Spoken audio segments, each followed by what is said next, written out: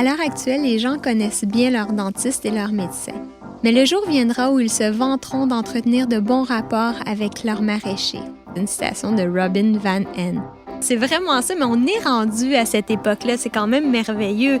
Waouh, on en a des légumes, des carottes puis des navots, des betteraves puis des poireaux. Ah oh oui, on en a des beaux choux, des patates puis des tomates, on en a des rouges et vertes. Bonjour et bienvenue tout le monde. Ici Ghislain Jutras et vous êtes à l'écoute de Nos Racines, le balado du réseau des fermiers et fermières de famille, une réalisation de l'Odyssée bio de Gigi.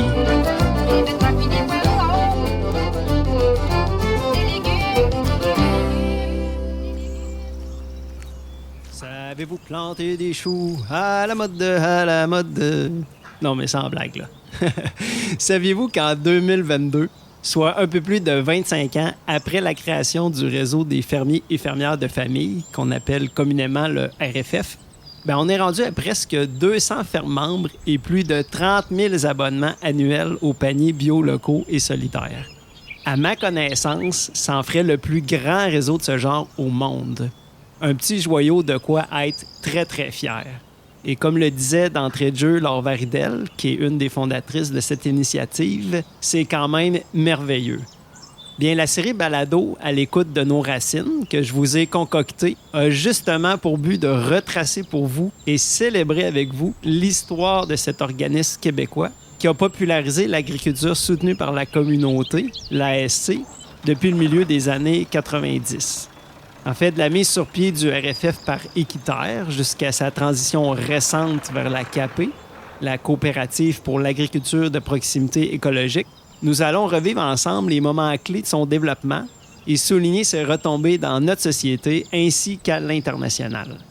D'un épisode à l'autre, vous pourrez y entendre les témoignages d'une variété d'acteurs et d'actrices qui ont tissé ce réseau d'hier à aujourd'hui depuis la Montérégie jusqu'en Acadie, et ça en tant qu'agriculteurs et agricultrices, ouvrières et ouvriers, et même abonnés et employés.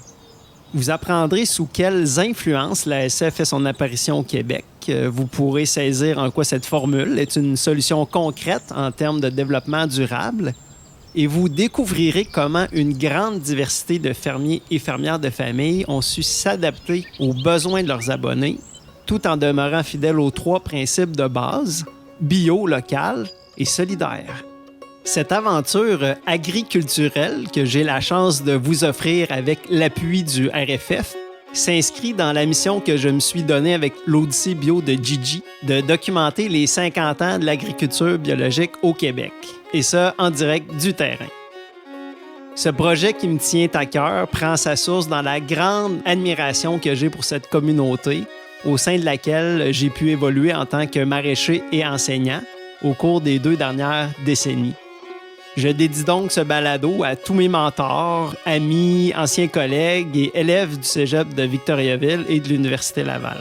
Alors, vous comprendrez que c'est avec un immense plaisir que je vous livre les fruits de cette quête de 8000 km qui m'a conduit jusqu'à maintenant dans une douzaine de régions de la belle province pour aller à la rencontre des témoins vivants de cette période unique de notre histoire où les 3 premières générations du bio cohabitent et je dirais même plus, co-construisent. Pour nous accompagner tout au long de cette grande expédition dans l'espace et dans le temps, quoi de mieux qu'une musique liée autant au territoire rural qu'urbain, une musique festive et rassembleuse à l'image du RFF, et j'ai nommé la musique traditionnelle québécoise et acadienne. C'est vraiment une joie pour moi de pouvoir réunir les énergies de 2 univers qui partagent plusieurs points en commun, dont une culture de l'évolution qui est basée sur la transmission des savoirs dans un esprit de coopération entre les générations. J'en profite pour remercier chaleureusement tous les artistes de la communauté trad qui ont accepté de collaborer. Leurs noms apparaissent dans le texte qui accompagne chaque épisode. Enfin, je tiens à dire bravo et merci à toutes celles et ceux qui ont participé et qui participent toujours de près ou de loin à créer des réseaux solidaires entre la ville et la campagne, entre les citoyens qui mangent et ceux qui cultivent. Que vous fassiez partie ou non du RFF, votre contribution à la grande toile qui nous unit les uns aux autres de la fourche à la fourchette est indispensable pour assurer la suite d'un monde sans fin. Si cela vous chante, je vous invite à partager le balado à travers vos réseaux sociaux et à visiter les liens qui se trouvent en complément. Pour bien mettre la table, je vous laisse maintenant en compagnie de quelques savoureux extraits. Alors sans plus tarder, installez-vous confortablement à bord de la Biomobile, on monte le volume et c'est parti pour un voyage à l'écoute de nos racines.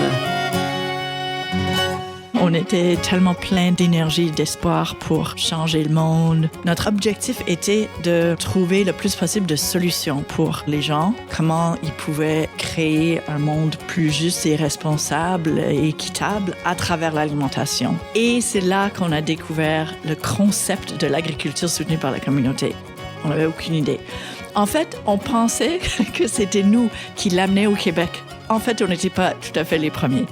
Il y avait quelques fermes qui faisaient des paniers aussi à ce moment-là. Ils étaient très peu nombreuses, là. Mais je veux dire, t'allais dire aux gens, bon, ben faites-moi confiance, payez-moi d'avance les légumes que je vais vous livrer en plein durant tout l'été.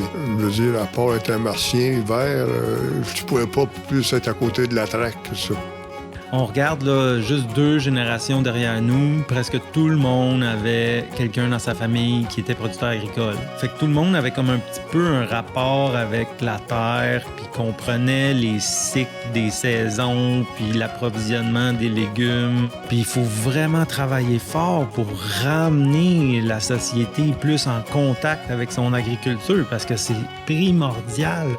Les réunions d'information avec les fermiers puis les futurs abonnés, c'était vraiment un moment fort. On leur disait qu'on construisait un système alimentaire différent, alternatif. C'était comme du commerce équitable à l'échelle locale.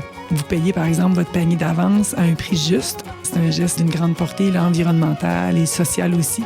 Je me rappelle le premier panier que j'ai fait, j'étais stressé, j'étais vraiment excité. Là, de voir les gens qui arrivent pour vrai, tu sais, ça fait des mois que t'es là à travailler, puis là, tu vois les autos débarquent, puis t'es comme « Wow! Les gens sont venus pour vrai! » Tu réalises, OK, tu sais, là, t'as vraiment un rôle dans la communauté. Moi, c'est ça que j'essaie de répéter aux gens, c'est votre ferme, là, c'est chez vous, dans le fond, dans un sens. C'est comme avoir votre médecin de famille, ben c'est votre clinique, c'est votre ferme.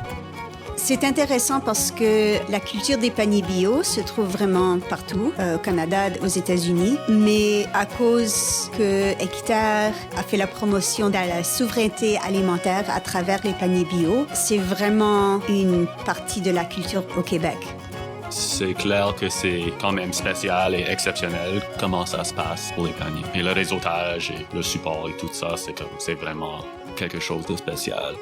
Puis le fait de ne pas se sentir en compétition, bien, ça fait qu'on peut partager l'information puis nos secrets de production. Ça, je pense que c'est essentiel. C'est comme ça avec tous les autres fermiers comme plus établis. Ils ne nous voient pas comme compétition. Ils sont vraiment heureux d'avoir un réseau qui s'agrandit. Je pense qu'il y a quelque chose de fondamental et de profond dans ces projets-là qui ajoute comme une espèce d'élément inspirant dans notre système alimentaire. C'est quelque chose qui démontre le potentiel et la profondeur possible des relations entre les consommateurs devenus partenaires et les producteurs fermiers de famille.